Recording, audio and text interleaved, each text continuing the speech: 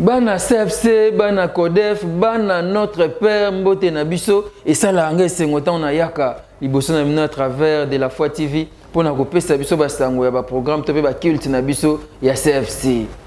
Émission na biso CFC News ya ngunde za kana pour na kopesa biso ba information nyonso ndenge ni to bondela ka ba programme nini to za nango lo lenge to te ko za na retraite ya église mobimba na CFC ba programme ezoko ba se kokoba. To za na 8 mercredi. Oui, mercredi d'identification, où ils ont dénommé Seigneur, souviens-toi de moi. Oui, mercredi, Oyo, Tozo bon de la ndengenini. Ah, Seigneur Jésus-Christ Nazareth, souviens-toi de moi. Kolo, Seigneur, Nia Kanisa. Alors, quand c'est l'on ndengenini, Totanga qui n'a mkanda ya Esther, kuna, roi, a se souvenir qui n'a Mardoché. Kasi, et Seigneur, n'a soto bon de la Jésus-Christ Nazareth, à Kanisa. Biso, Tozo bon de la pendant 8 mercredi, Tozo na mois de novembre. Si na mois de décembre, 8 mercredi, Oyo, et Zaka Tolela Nankolo, Akanisa Biso. Seigneur Jésus-Christ Nazareth, souviens-toi de moi. Et chaque mercredi, aux Arabona, avenue Bombo numéro 20, à partir déjà, il y a 7h qu'il te bandak. Bamsou Bayaka na Bango, 4h, 5h, Bamsou Bayaka à 6h pour voir place na Kati, Kasi, avenue Bombo Zawap. Au moins, il taxi, bus, Oezo Kende, Sainte-Thérèse d'Okolo. Topé, ce que Sainte-Thérèse, qu'on y a commenté, au côté de nos malembe, ce moto exact, au poussé de nos malembe, qui est de 5 à 7 minutes, kaka au communao, au Sénétingaï, et l'on a ban ensemble, ban à CFC, ban à CODEF, to bondela, na culte na CODEF, et d'axi kaka, culte de combat et de délivrance des familles. Il y en a pas famille kangama, il y en a pas famille qui ont pas problème, il y en a pas famille qui ont réclamé. À travers culte wana CODEF, tous autres matata olipe ma bote belé zo kangola. Mandeko nangai, yom to landa biso à travers le monde partout zali, so beti tourna Kinshasa ko hésiter te mercredi na CFC to bondela elongo. Bongo lundi to zakana parti à 6h30 na ba mama. Culte ya ba femme de la foi au to bien ka CPP, culte de pouvoir et puissance. Moi c'est za puissance ya ko bongola. Boya goza matia na ba mama eza mala mingi. Basi na kondima bamona sima ya ngomba bamona ngomba te. Le quoi tous en étaient jeunes à partir de 12h. Si 14h tous à bien encore 12-14 à la montagne de l'Éternel. Forte intercession au bon de la Kawana, il y a des Fona Berger Blanchard char de fée. Il y a des Fona Papa Landou, il y a des Fona Basel Nzambe Belé tous à au bon de la Ka, tous au moins le beau qu'on en colonne de Konangai. Meka oko Yebisanga, Yokota, la bonne Nzambe, de 12-14 à la montagne de l'Éternel. Bon, on a 16h, Tozakana, Kino 18h, culte et enseignement. Toya ko yekola, toya ko lubana nkolo, toya kana lokwa bandimi abere, toya na Bible na kaye, ba pesi référence biblique na komi, na otanga suna ndaku sima ya Matthieu wana to benyango école de la foi. Wana programme na biso ya lundi yango te. Nakoba na ba programme na biso papa maman ndeko yo mtozola nanga boyebi opération tozali na yango HPD tozokoba mikolo tozoloba bâtissons le temple de la foi.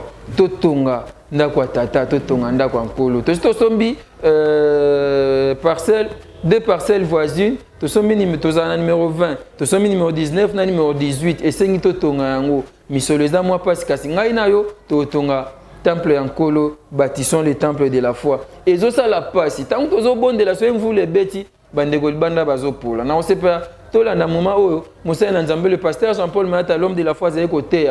Vous les bêtis, talaba Nzambe ndenge bazé ko pola. Tout lundi.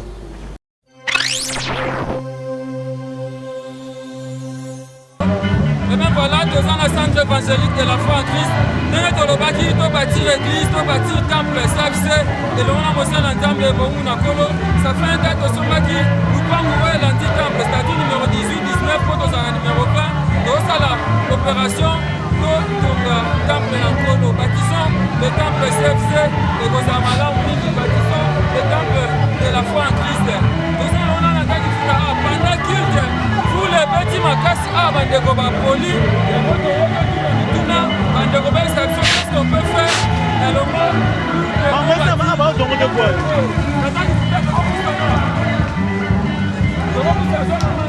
bonjour. On a bien dit nous les bêtes sont à prière à l'élo.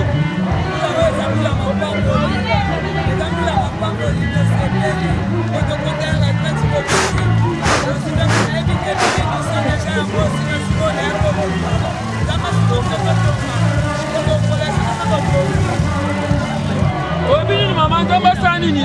Asuma biso tokonda. Biso tokonda tokopola lisusu tokopota la kati. Merci beaucoup. Merci maman Sabi Nakuna. Merci maman. Bonjour maman. Et moi on a pas soleil, nous les bêtes sont les lolo bini. On va dire ma femme on est à bas de la depuis lundi. Oye awa. On va besoin de nous proposer. On a même pour la oyo.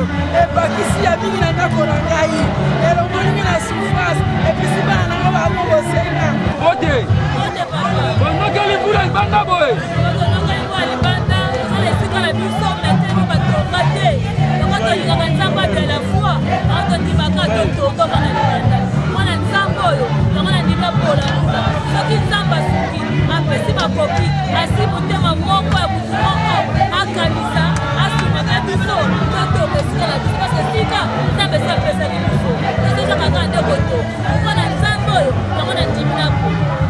Merci maman. Merci.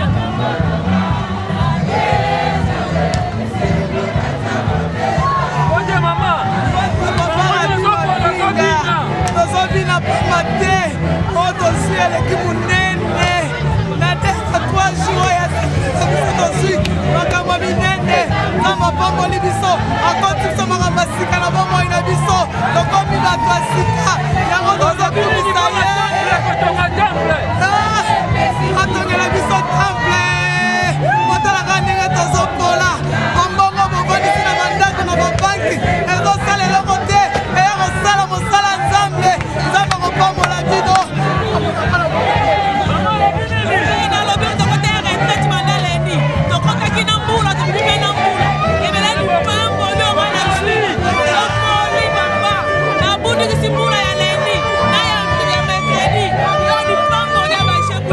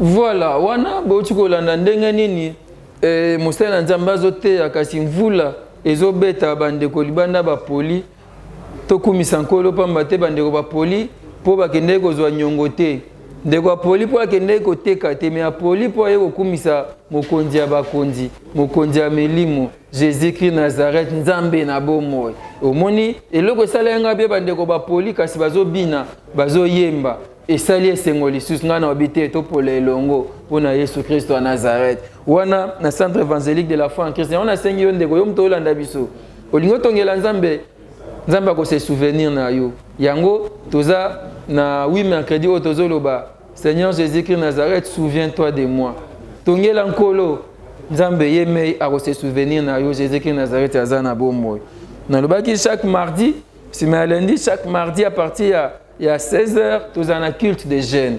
Auto bengaka JFC, jeunesse de la foi en Christ. Yanganaka na CFC chaque mardi à partir de 16h. Donc comme sankolo bilenge nyonso. Oyebika koze lenge.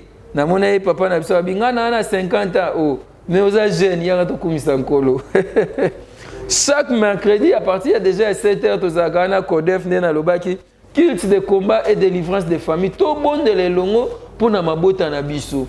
Libota oyo eza réclamé, libota oyo eza ba problème, libota mso mona basi kitoko bazoko balate. Mususu babali bazonga kaka na lupango wa famille. Ata bali mbali ya mbonga keyo kaka likambo songolo pakala zongi.